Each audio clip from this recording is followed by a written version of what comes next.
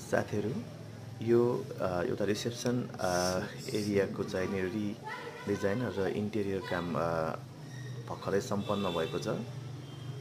यो यसमा फ्लोरिङ अनि माथिको सिलिङ अनि यो लाइट्स, यो अटोमेटिक स्लाइडिङ डोर, सिटिङ एरियाहरू सबै रिडिजाइनिङ गरेर भर्खरै सम्पन्न भएको छ। यो स्टोर सेल्फ्सहरू छ यतातिर। यो अगाडि चाहिँ नि यहाँ रिसेप्सन फ्रन्ट डेस्क हुन्छ। यहाँ सिटिङ एरिया भयो।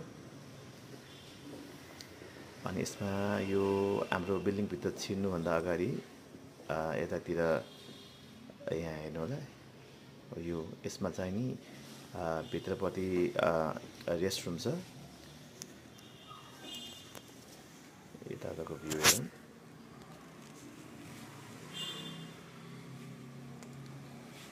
र यो भित्र ढोका खोलेर हेरौँ। यहाँभित्र रेस्टरुम, टोयलेट, फिक्सर्सहरू हाल्नै बाँकी छ।